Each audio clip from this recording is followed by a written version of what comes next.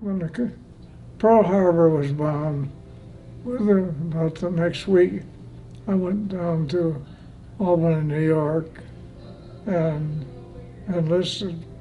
I told my folks, country's in trouble, I need to go. Later on, I might have been better off if I hadn't been in such a rush. Oh.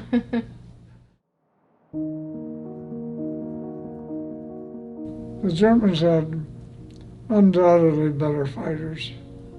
I mean, they were good pilots, and they had a Focke-Wulf 190, which fired 420 millimeter cannon. I hated those damn things. 20 millimeter is the one that became very personal for me because he put 2 or 3 of those through the nose, and that's where I live, me and the bombardier.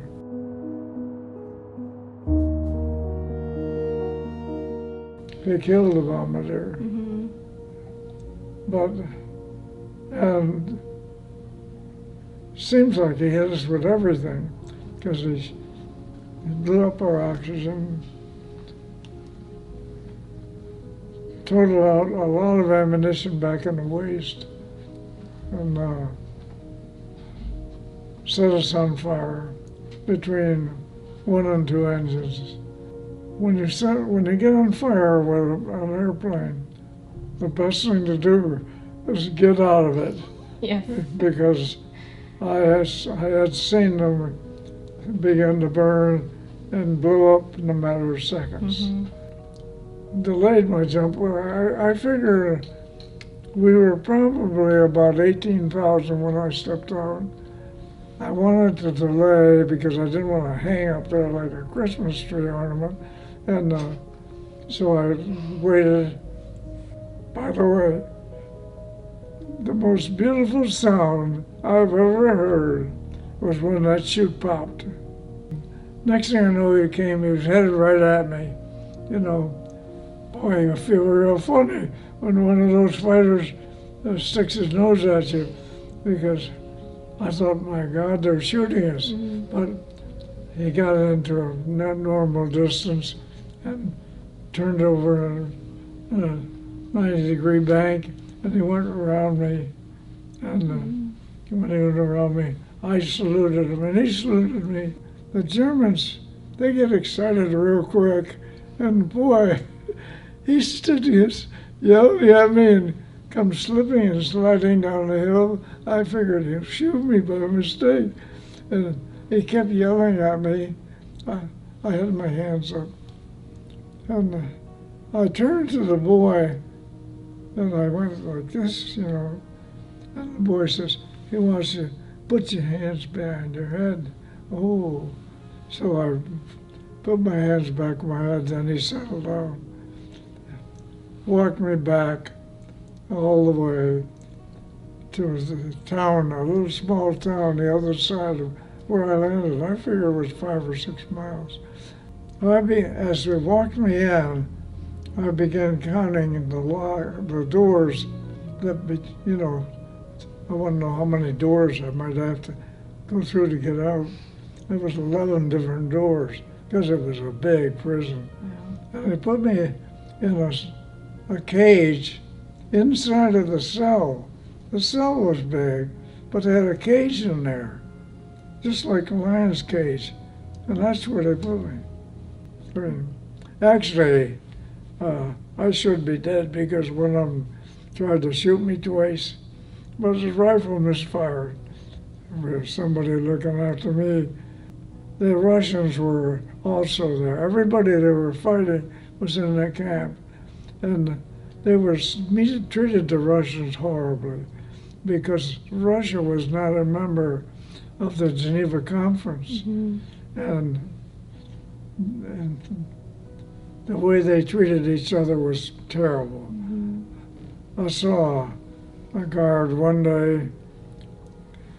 There was a big camp, big. There were 2 guys working on some wire, down below us.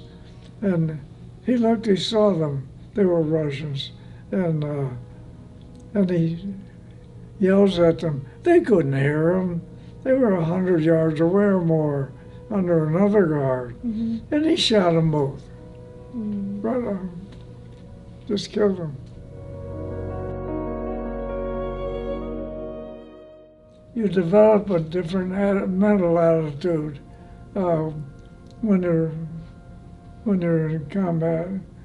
You build a mental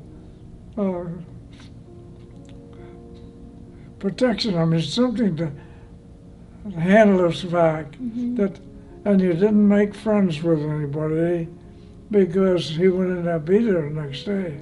So you didn't let it.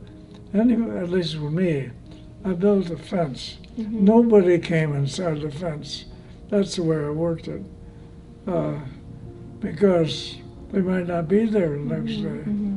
And I was on my 15th mission when I went down. The average guy at that time was making 7 raids before he got sat down. But the problem is, when I got home, the fence is still there. That's the problem. I don't make friends easily. I don't look at life like most people do. I don't feel that I do.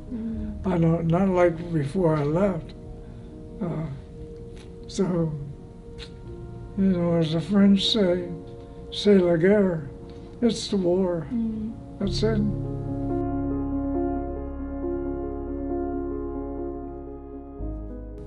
One of Patton's outfits, tanks, liberated us. Wow. We came over a hill, and had 50 calibers that were spraying the whole damn thing because the tanks are going like this. You know, we had 2 guys that got hit. I don't know how they came out, but eventually they put us on trucks.